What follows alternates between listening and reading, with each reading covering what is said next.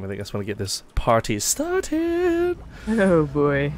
So, ladies and gentlemen, Zombie Grub especially, we're in it for the long haul. It's the first game in this best of 69 epic show match.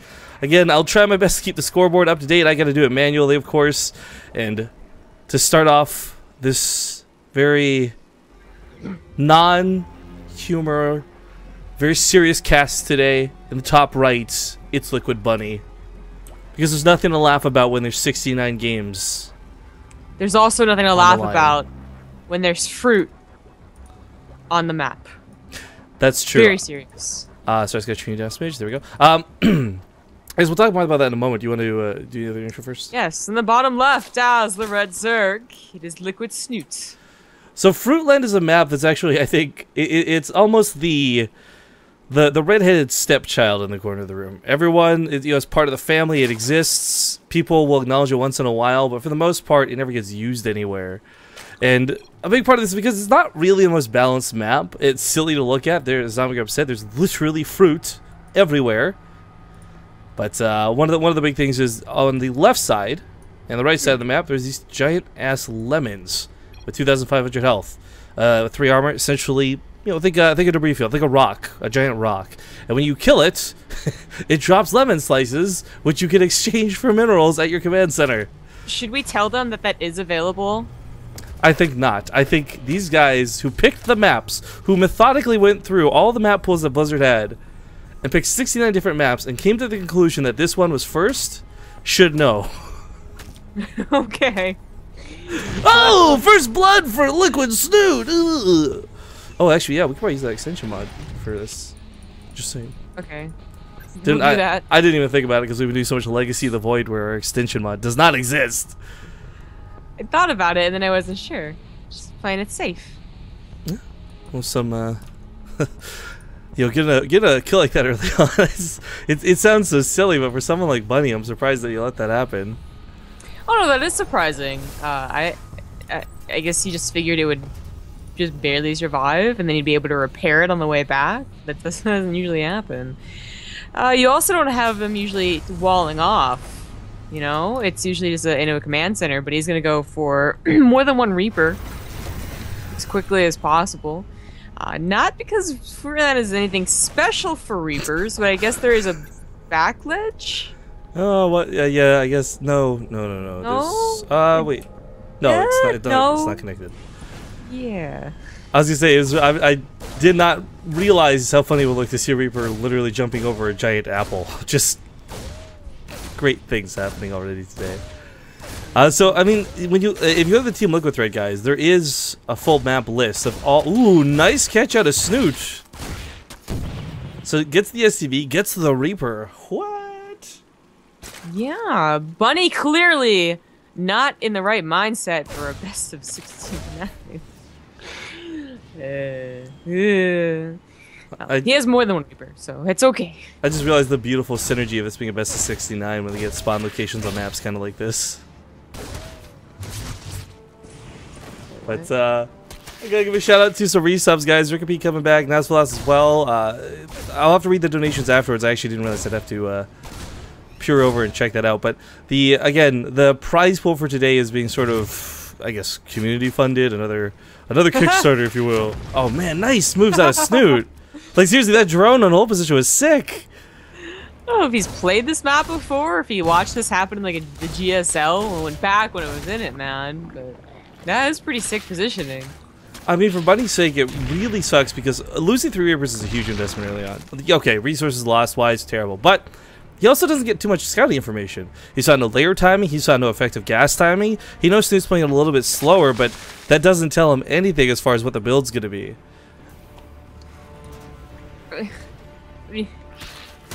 Yeah, that does suck. He has no eyes in the field until he gets those Hellions, which are coming out right now. It's not like super far away.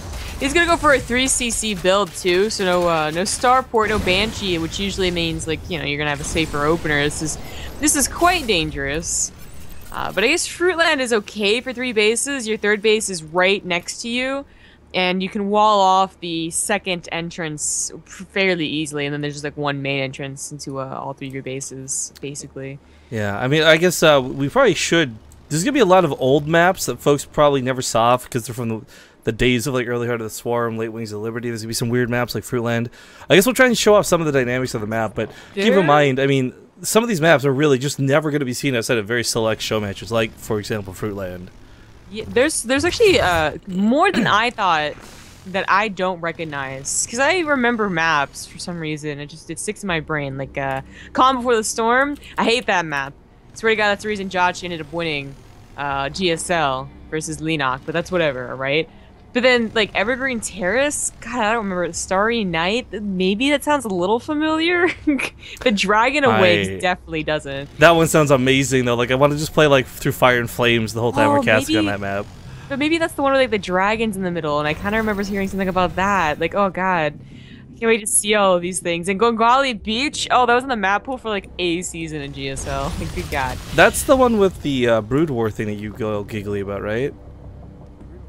There's like the display stand on the beach of them playing a game or something. Oh, yeah, that's right. We did cast a couple of games on that, but actually this game might end pretty soon as a Roach Baneling all-in is on the way. That third is sort of a fake.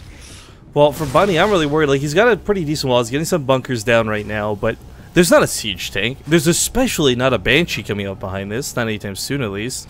And while I think it's totally within the realm of possibility he holds with good control, he just really doesn't have a lot of units to work with right now. I mean, it's seriously, how many Marines is this? It's 7 Marines and 1 Marauder.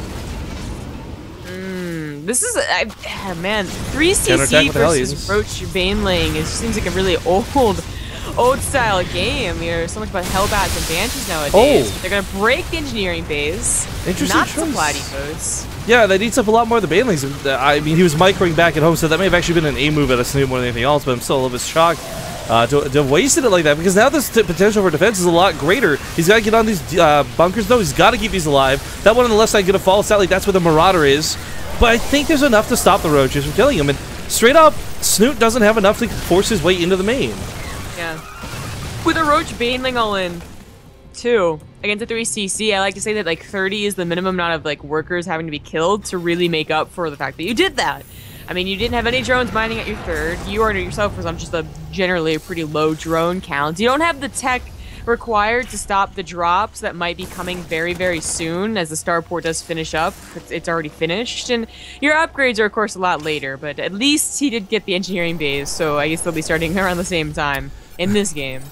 I mean, those engineering bays are really a huge blessing for Bunny in this instance. Normally we were busy like, oh no, they never go for it. Depots are right there, but not this time at a Snute. So I guess for Bunny's follow-up, like, yeah, you gotta go aggressive. You don't really want to turtle up playing bio or anything like this, and you might try and take a third simultaneously. I don't think you can just blindly take one despite the forces he has active on the map, because once more, he doesn't know what Snute really is available to him, and that's what the advantage of this drop will do. He'll a little bit of harass, but also big information reveal. Yeah. Oh, that link doesn't have the watchtower. Ooh, that's awkward. I'm surprised he hasn't noticed. But this drop it's guaranteed to get through. Like, the chance of them having mutas is, I mean, that's just not the build. You're not gonna have a Spire this quick, they're not gonna have a Lair this quickly, so the Lair's not just finishing up now. But you do want to check to see if they are bothering to even get one, or they're gonna do like a second all-in with Roach Baneling on 3 bases. Well, the Overlord does get picked off there pretty quick. Gonna stim into that mineral line. Snute doesn't have any Banelings here ready to defend. Mostly Roaches, mostly Lings, couple of Queens. I mean, Bunny's just got to stutter stepping around and showing off right now, but nothing really concrete's gone down just yet. Here come the Banelings. See if it goes for the pickup. Or the focus fire, this is going to be the pickup. You can't land behind the bases. Sometimes maps have this little like ledge behind the base, like the main base, that I'm pretty sure is there for you. Well, clearly they get lost in the forest, and they never, it like just makes a lot of sense, obviously. Yeah, but they wouldn't starve because it's a fruit forest. Yeah, exactly. It's kind of like, was the tale of, was it Hansel and Gretel? The witch had like the house made of candy, but this is like a house made of fruit. Yes, that is the story. Drop the top of Lings here is of course microing on 2 fronts, so may or may not have been intentional, but it does just barely win out with 3 Marines.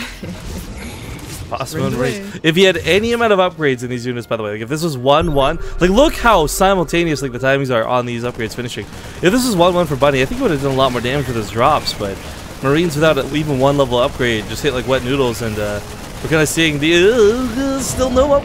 There we go, finishes level 1 weapons. There's the armor. Now becomes a little bit more volatile. There is no Spire, and he might still get it.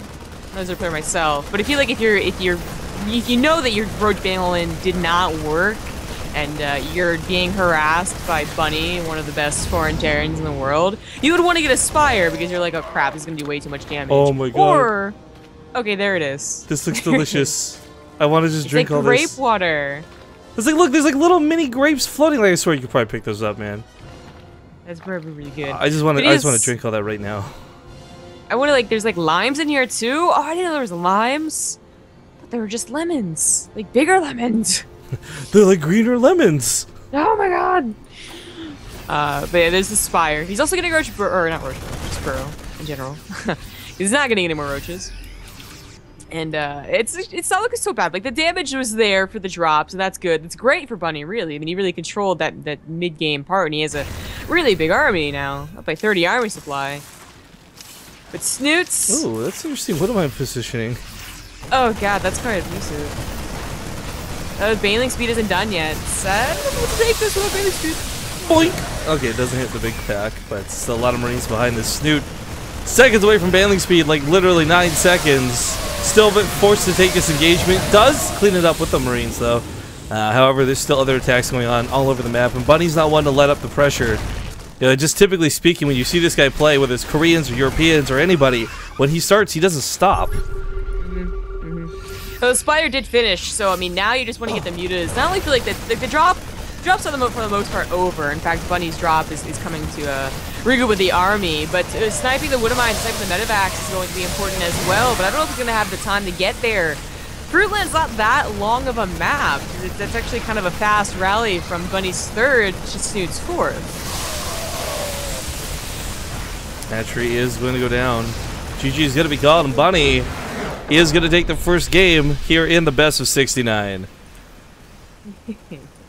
And there's the scoreboard at the top updated, and then the scoreboard over here updated.